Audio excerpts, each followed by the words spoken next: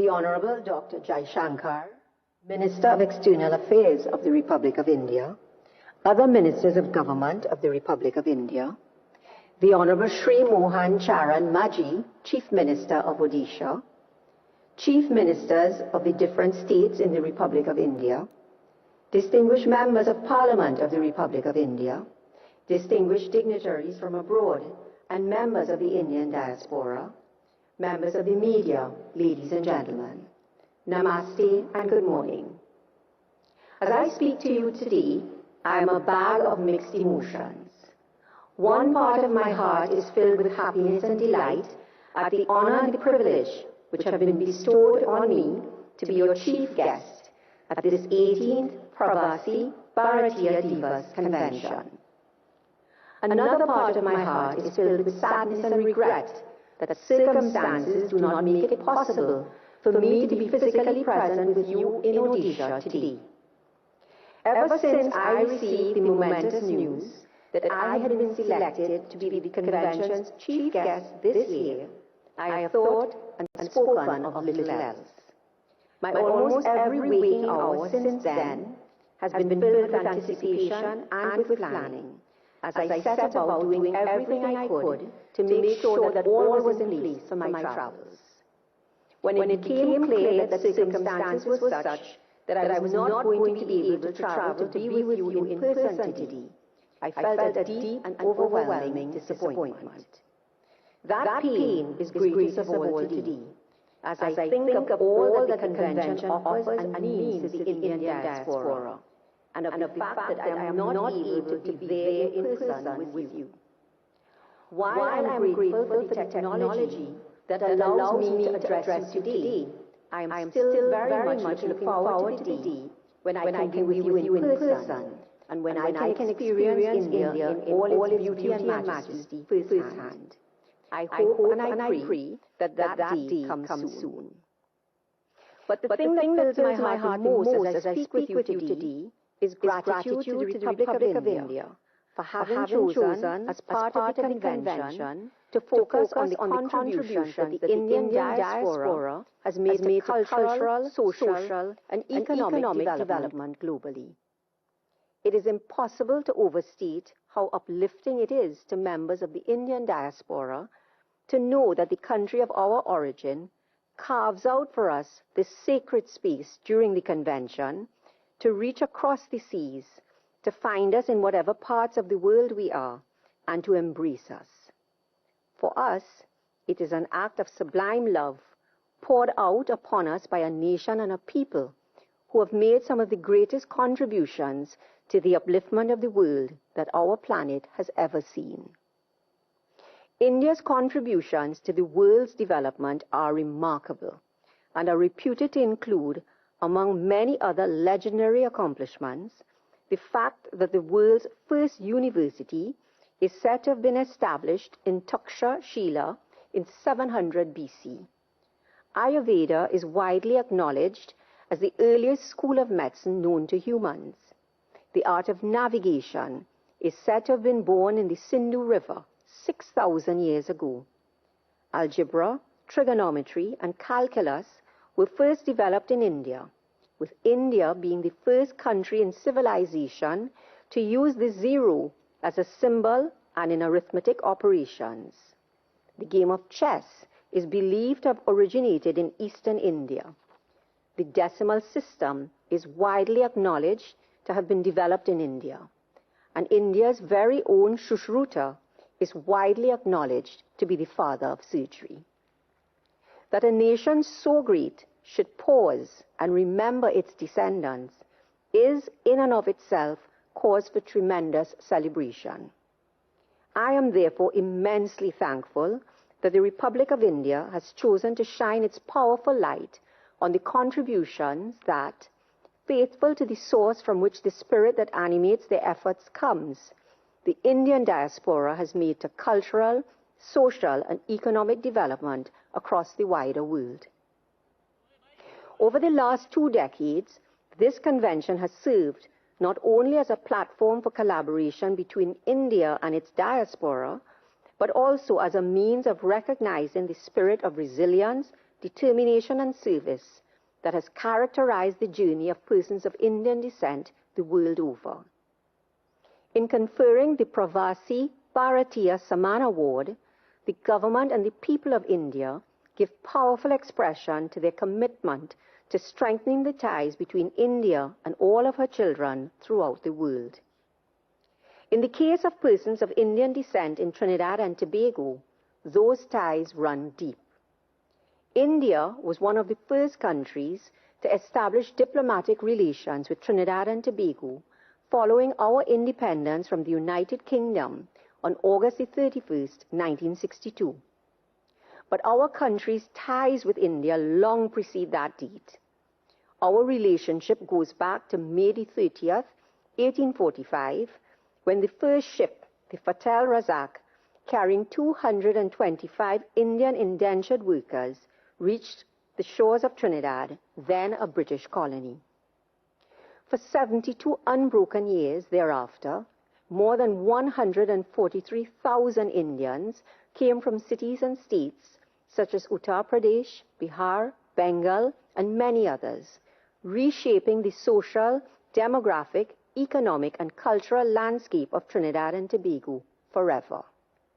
They were a fascinating mix of peoples, languages, traditions, and belief systems, all united in search of a new life. I stand before you, virtually, living that new life, 180 years after the first ships bearing Indian immigrants departed for Trinidad. I am deeply aware of the enormous significance of the voyage these immigrants undertook and of the resilience that was required for them to make the decisions they made, face the challenges they faced, and not only survive, but thrive in their adopted homeland. Today, the descendants of those indentured workers, now in their 5th and 6th generations, form nearly 42% of the total population of Trinidad and Tobago, the largest numerical presence of persons of Indian descent anywhere in the Caribbean, and constitute an integral part of the economic, political, and social fabric of the country. Trinidad and Tobago has learned and benefited immensely from the traditions and values of our citizens of Indian descent. We have learned and benefited from the courage, resilience, willingness to sacrifice, and steadfastness that they showed throughout all that they endured. As a developing nation, we face many of the same challenges that other developing nations do. But we have the signal advantage of being able to draw upon the rich legacy of the courage and the determination of our citizens of Indian descent. And we have, in doing so, been able to create a stronger, more resilient nation. And so I am grateful to India, to my ancestors and to their values for helping build Trinidad and Tobago into the nation that it is today. The Trinidad and Tobago that all of its citizens are proud to call their home today is the product of a mix of many varied and beautiful historical influences, including and especially the influence of our Indian heritage. That a nation that owes so much to India should have one of its citizens selected to be the chief guest at this convention is an honor beyond compare. I'm deeply humbled at having been selected as your chief guest and for the honor of being bestowed the Pravasi Bharatiya Samman Award this year. I am humbled to now belong to the group of other awardees from Trinidad and Tobago, including former Prime Ministers Basdio Pandey and Kamla Persad Bissessa, former government ministers Winston Dukaran and Dr. Lenny Seith, High Court Judge Justice Frank C. Persad, and our National Council of Indian Culture. I am also humbled to join other Caribbean citizens who have also been bestowed this honor, including Sir Sridath Ramphal, the Honorable Bharat Jagdeo, Yesu Persad, Kenneth Benjamin, Ramdian Saju, and Guna Sakar Mupuri, to name only a few. And I am tremendously humbled to have been included among all of this year's awardees, from Australia to the United States of America, all of them remarkable individuals who have left an indelible mark on their nations and enriched their societies in countless ways. Their achievements mirror those of the over 30 million strong Indian diaspora around the world, whose influence has shaped and continues to shape the countries they call home. I am humbled by and I am grateful for all of them. I am especially grateful today for the ties that continue to bind India and Trinidad and Tobago. I am happy to be able to report that those ties are stronger today than they have ever been, and that both countries continue to benefit immeasurably from each other's knowledge, experience, and expertise. We share unerasable historical ties, including our love of cricket. I am told that Brian Lara is as loved in India as Sachin Tendulkar is in Trinidad and Tobago. Our trade relations are robust, with Trinidad and Tobago exporting iron, steel, ammonia, aromatic bitters, and other products to India, while importing pharmaceuticals, cashew nuts, fabrics, diamonds, and other goods in return. And we enjoy a rich cultural cooperation with countless agreements fostering the exchange between us of arts, music, and more. India's kindness and generosity to the people of Trinidad and Tobago are legendary and have been shown time and time again, including during the crisis of the COVID-19 pandemic, when 40,000 doses of COVID-19 vaccines arrived in Trinidad and Tobago as a result of the gracious response from the Honorable Shri Narendra Modi, Prime Minister of the Republic of India, to a letter sent by the Prime Minister of Trinidad and Tobago. That act of kindness only further strengthened the long-standing relationship between the governments and people of both countries. Today, by means of this ceremony, and always by reason of our shared history and values, and by reason of the kindness and generosity that exists between both nations, our hearts are joined with the hearts of the people of India, and our destiny is inextricably entwined with yours.